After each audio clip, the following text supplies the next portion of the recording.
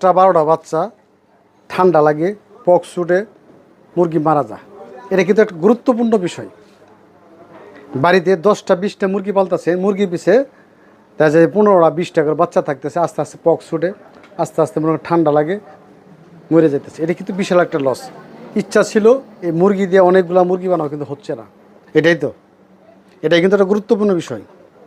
আমি ওই সকল গ্রামের মাও চাষি যারা আছে তাদেরকে দৃষ্টি আকর্ষণ করে বলবো, ছোট্ট একটা পরামর্শ মানবেন, ছোট্ট। তাহলে দেখবেন আপনি একটা বাচ্চা মারা যাবে না, পক্স ছুটবে না, মুরগিগুলো ভালো থাকবে। এই কিছু টপিকগুলো আপনারা একটু ধৈর্য সহকারে বোঝার চেষ্টা করবেন, ইনশাল্লাহ দেখবেন যে আপনার মোটামুটিভাবে মুরগিগুলো ভালো আছে, আপনিও ভালো আছেন। সেটা কীরকম?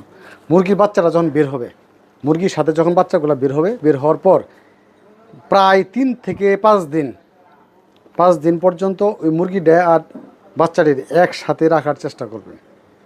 মানে এটা ঘরের বাইরে বা বিভিন্ন জায়গায় যেখানে যে বিড়াল বা অন্য অন্য যে বন পশুগুলো আছে যেগুলো ক্ষতিগ্রস্ত, এগুলো যেন না হয়, ওইটার সামনে সে কাজটা করবেন।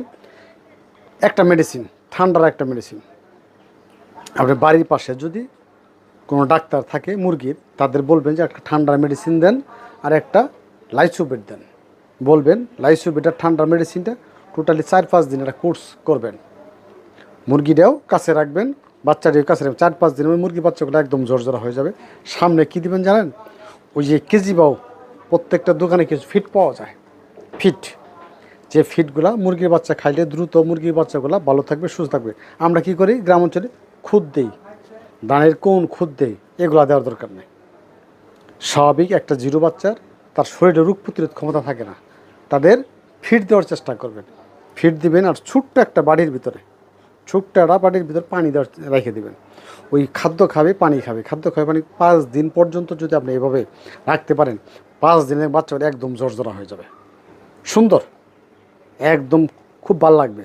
আচ্ছা, ভালো লাগলো এরকম হওয়ার পর তারপর আস্তে আস্তে করে অন্য অন্য স্বাভাবিক খাবারগুলো চাইলে দিতে পারেন।